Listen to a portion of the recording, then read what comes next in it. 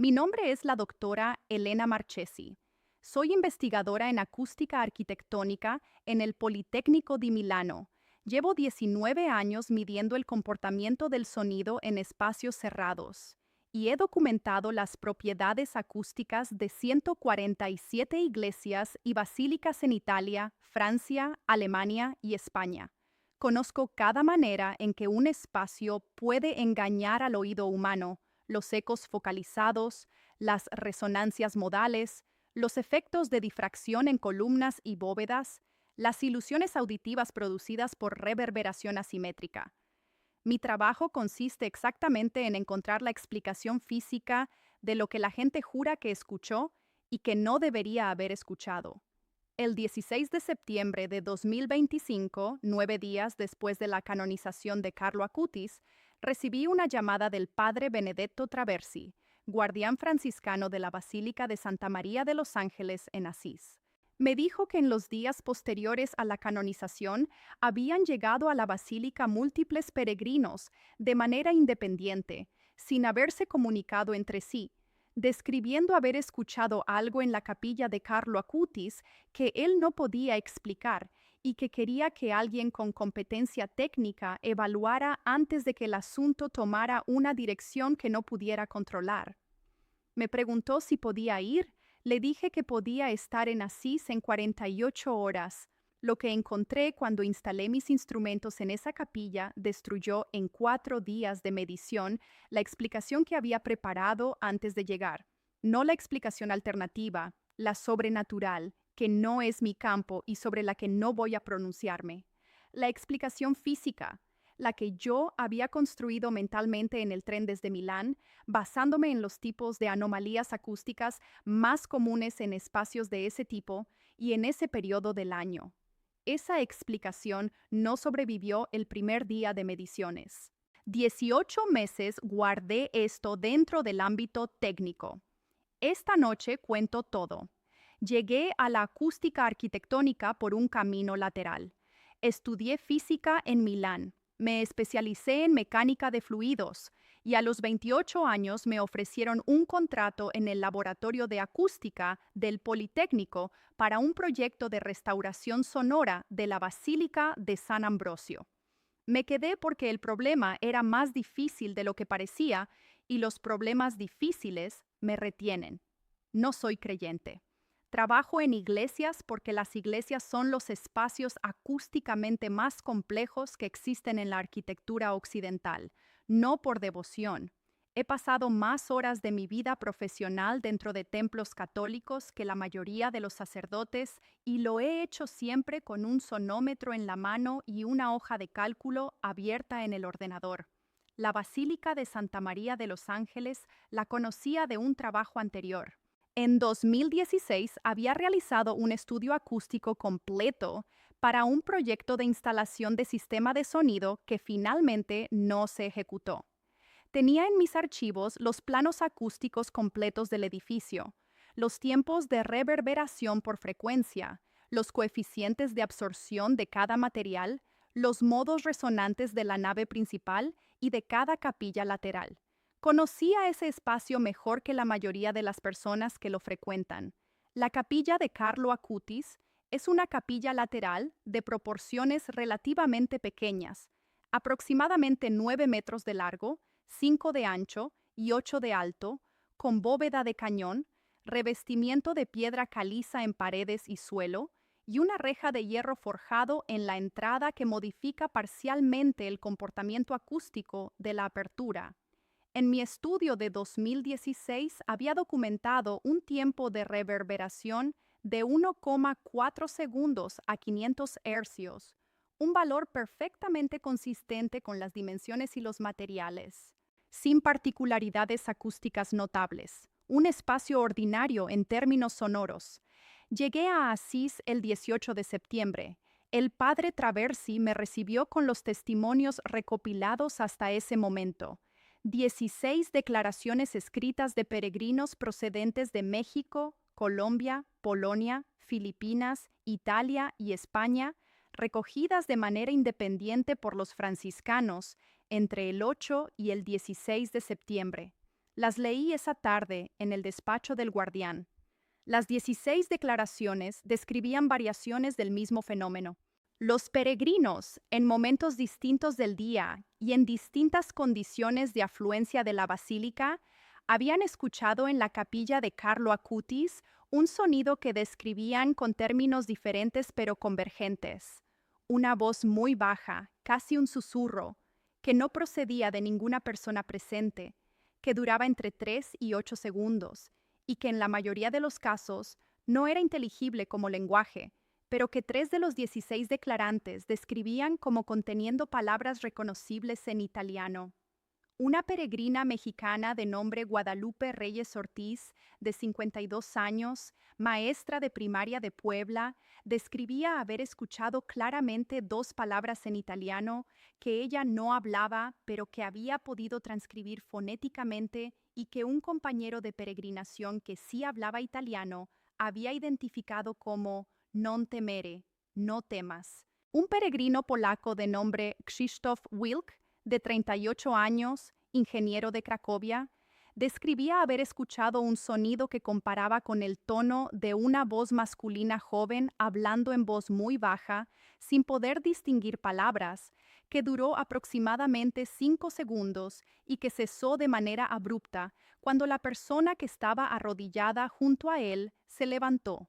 Una peregrina filipina de nombre María Santos Reyes, de 64 años, describía un sonido que le había parecido una voz que rezaba, sin poder identificar el idioma, que había percibido como procedente de debajo del altar donde reposa el cuerpo de Carlo, no de los altavoces del sistema de sonido de la basílica, que en ese momento estaban apagados, según confirmó el técnico de sonido de la basílica en su propia declaración adjunta.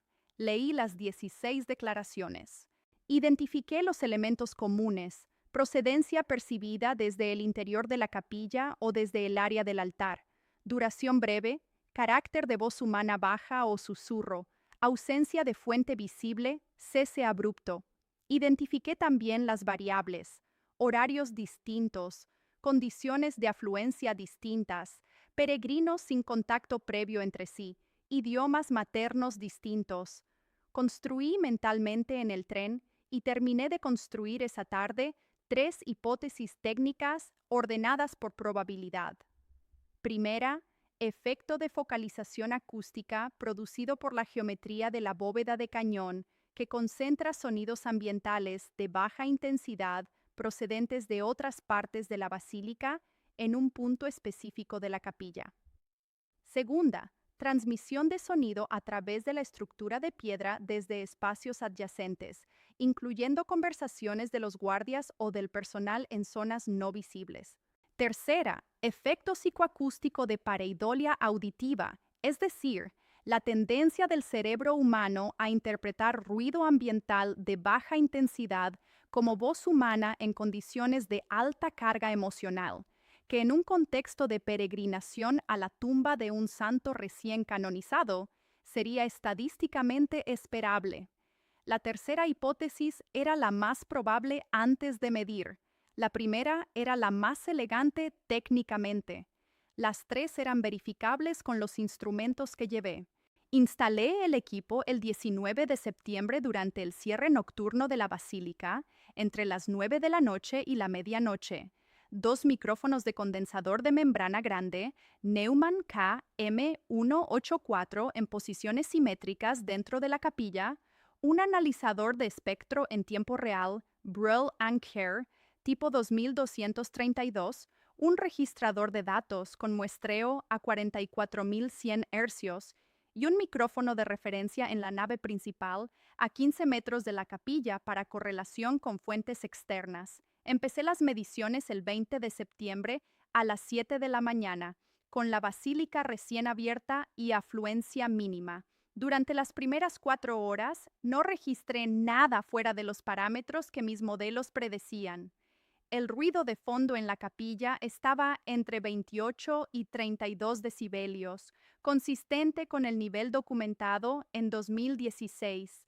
El tiempo de reverberación medido con señal de barrido sinusoidal era de 1,3 segundos a 500 hercios, prácticamente idéntico al de mi estudio anterior, lo cual confirmaba que las propiedades físicas del espacio no habían cambiado de manera significativa en 9 años. Ningún efecto de focalización anómalo, ninguna transmisión de baja frecuencia desde espacios adyacentes que no pudiera correlacionar con fuentes identificables. A las 11:47 de la mañana del 20 de septiembre, con aproximadamente 40 peregrinos distribuidos en la nave principal y 8 personas dentro de la capilla de Carlo, los micrófonos registraron una señal. Duración: 6,2 segundos. Frecuencia fundamental: entre 120 y 180 hercios, consistente con el rango de voz masculina en registro bajo. Amplitud: 41 decibelios en el micrófono más cercano al altar, 36,8 en el segundo micrófono. Relación señal a ruido: positiva, es decir, la señal era claramente distinguible del ruido de fondo. Lo primero que hice fue correlacionar con el micrófono de referencia en la nave principal. Si la fuente era externa a la capilla, la señal debería aparecer en el micrófono de referencia con un retardo calculable en función de la distancia y la velocidad del sonido. No apareció. La señal estaba en los 2 micrófonos de la capilla y no en el micrófono de referencia. Lo segundo fue verificar si alguna de las 8 personas presentes en la capilla en ese momento había producido la señal. Tenía grabación de vídeo de la capilla desde un ángulo que cubría el 90% del espacio visible. Revisé el segmento correspondiente. Ninguna de las 8 personas abría la boca durante los 6,2 segundos del evento. 2 estaban arrodilladas con los ojos cerrados. 3 miraban el sarcófago en silencio. 1 consultaba su teléfono. 2 estaban de pie junto a la reja. Lo tercero fue analizar espectralmente la señal. Una señal de pareidolia auditiva, es decir, ruido interpretado como voz, tiene una estructura espectral irregular sin armónicos definidos. La señal que había registrado tenía armónicos. Tenía la estructura espectral de una voz humana real. Frecuencia fundamental con series de armónicos a múltiplos enteros. Formantes vocálicos en las frecuencias esperadas para vocales abiertas del italiano. Modulación de amplitud consistente con el ritmo natural del habla. No era ruido interpretado como voz. Era una señal con la estructura física de una voz. Pasé el resto del día intentando encontrar la fuente. Revisé todos los sistemas técnicos de la basílica. El sistema de sonido, que estaba apagado y desconectado durante mis mediciones según protocolo acordado con el técnico de sonido. Los sistemas de calefacción y ventilación, que producen señales de baja frecuencia, pero con estructura espectral completamente diferente a la de una voz. Las estructuras metálicas de la reja y del sarcófago, que pueden actuar como resonadores, pero únicamente en respuesta a una excitación externa que en este caso no pude identificar. Las vibraciones transmitidas por el suelo de piedra desde el exterior del edificio, que revisé con un acelerómetro y que no tenían correlación temporal con el evento. No encontré la fuente. El 20 de septiembre registré un evento. El 21 registré 3. El 22 registré 2. El 23 registré 4. En total, durante 4 días de medición continua con la basílica en funcionamiento normal y afluencia de peregrinos del jubileo, registré 11 eventos con las mismas características. Duración entre 4 y 8 segundos. Frecuencia fundamental entre 120 y 180 hercios. Estructura espectral de voz humana. Fuente no localizable fuera de la capilla. Ausencia de correlación con ninguna fuente técnica o ambiental identificada. Si estás escuchando este testimonio y algo en ti se detiene, suscríbete al canal. Estos testimonios existen para las personas que los necesitan y hay muchos más esperándote. Los 11 eventos tenían entre sí una consistencia que no esperaba encontrar. La frecuencia fundamental variaba entre eventos en un rango de 60 hercios, que es el rango de variación natural de una misma voz en distintos momentos. Los formantes vocálicos eran consistentes entre eventos, lo que en análisis forense de voz se interpreta como indicador de misma identidad vocal. Si los 11 eventos procedieran de una voz humana real, el análisis espectral sugeriría que procedían de la misma persona. Presenté los datos al padre Traversi el 24 de septiembre en una sesión de 3 horas. Le mostré los espectrogramas, los análisis de correlación, la documentación del proceso de descarte de hipótesis alternativas. Le dije lo que podía decirle desde mi campo, que había registrado señales acústicas con estructura de voz humana en una capilla cerrada en ausencia de fuente identificable, que había descartado sistemáticamente todas las explicaciones técnicas que mi formación y mi experiencia me permitían generar y que no tenía una explicación para lo que había medido. Le dije también lo que no podía decirle, qué era la fuente. Eso estaba fuera de mi competencia y lo dije explícitamente. El padre Traversi escuchó todo en silencio. Cuando terminé me preguntó si quería escuchar la grabación de uno de los eventos con auriculares, sin procesamiento, tal como había entrado en el micrófono. Le dije que sí.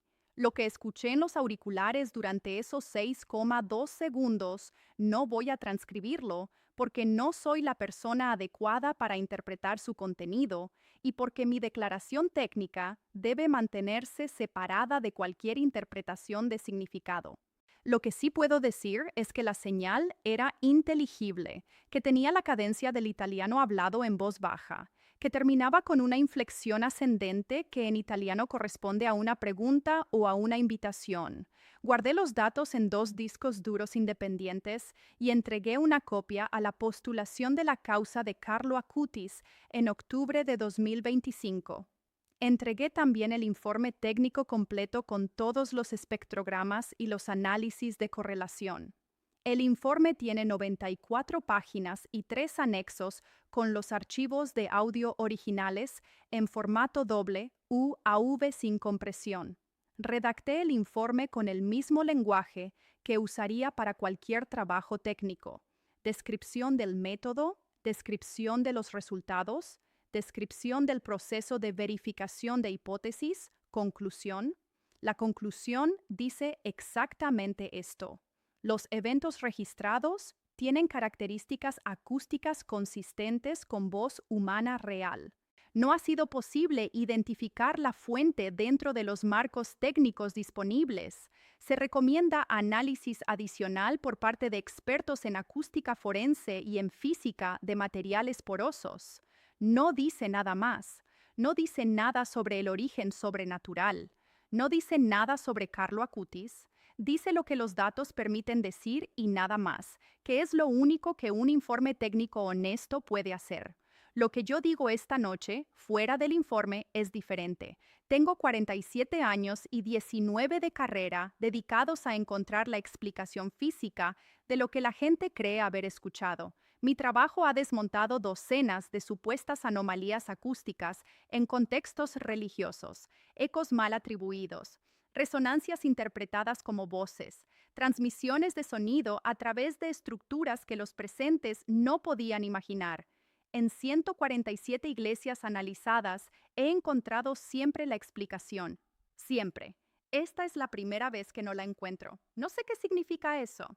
No tengo un marco para procesarlo, que no sea el marco técnico, y el marco técnico llega hasta donde llega, y en este caso llegó hasta el borde y se detuvo. Lo que hay del otro lado del borde no lo puedo medir con los instrumentos que tengo. Carlo Acutis tenía 15 años cuando murió, documentando las maneras en que lo que no se puede medir se hace presente en lo que sí se puede medir. Pasó 4 años construyendo una base de datos de 163 casos en los que la frontera entre lo verificable y lo inexplicable se había cruzado de maneras que los médicos y los científicos involucrados no podían descartar con honestidad. Yo añadí 11 eventos a esa base de datos en septiembre de 2025. No sé si eso es suficiente para creer en algo que no he creído hasta ahora. Lo que sé es que los datos están ahí y que ignorarlos sería exactamente lo contrario de lo que me enseñaron a hacer en 19 años de investigación. Sigo midiendo, sigo buscando la explicación.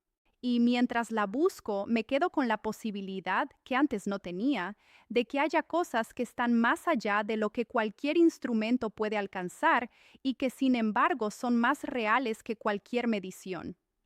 Carlo lo sabía. Lo documentó durante 4 años con la misma precisión con que yo instalé mis micrófonos en esa capilla. Y cuando terminó de documentarlo, murió con 15 años, diciendo que la Eucaristía era su autopista al cielo, como si la distancia entre lo que medimos y lo que no podemos medir fuera más corta de lo que pensamos. Tal vez lo es. Si este testimonio te ha marcado tanto como marcó mi vida, te pido que te suscribas y compartas este video con alguien que necesite escucharlo. Las huellas del cielo están en todas partes, solo hay que saber mirar.